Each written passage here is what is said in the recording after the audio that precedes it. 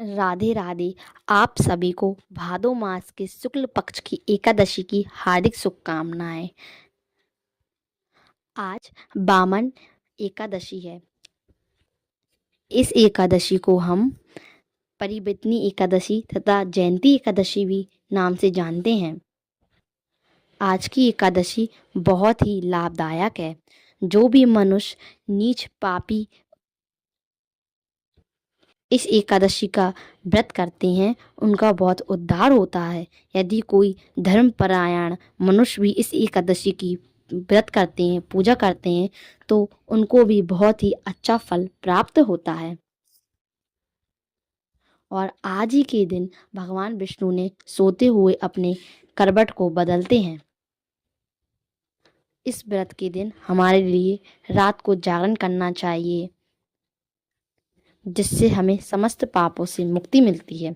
तो चलिए अब हम कथा का प्रारंभ करते हैं।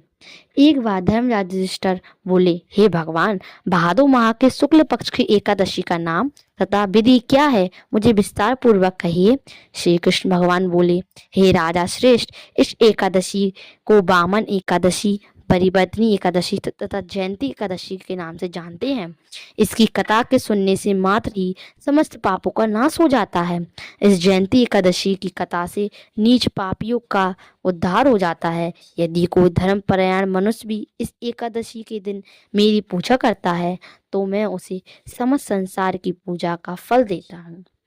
जो मनुष्य इस एकादशी के दिन श्री वामन एकादशी की पूजा करता है वह तीनों देवता अर्थात ब्रह्मा विष्णु महेश तीनों की पूजा करता है।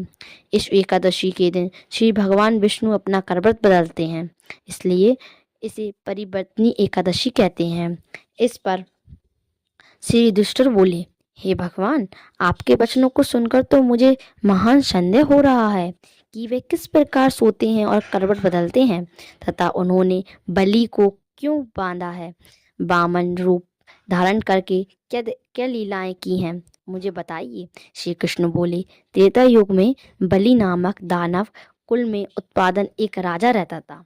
वह अत्यंत भक्त, दानी, सत्यवादी तथा ब्राह्मणों की सेवा करता था।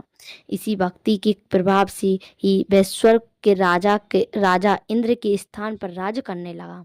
इंद्र तथा अन्य देवता इस बात को सहन ना कर सके और भगवान के पास जाकर प्रार्थना करने लगे।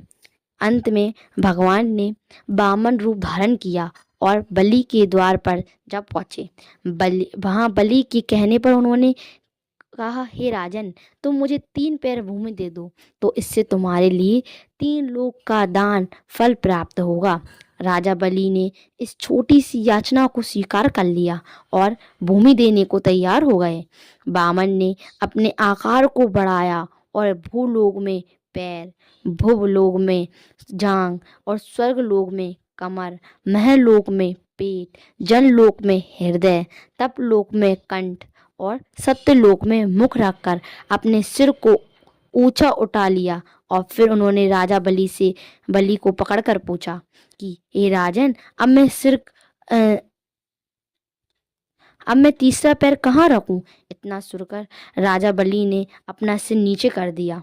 उस पर उन्होंने अपना तीसरा पैर रख दिया तो वह भक्त दानव पाताल को चला गया।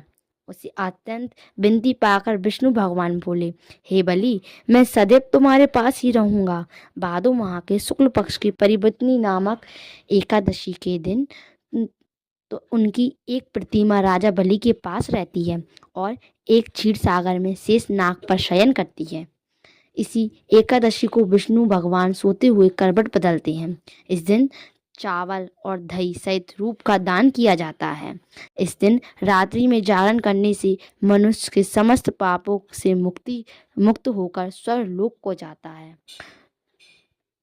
यहीं पर हमारी एकादशी की कथा समाप्त होती है।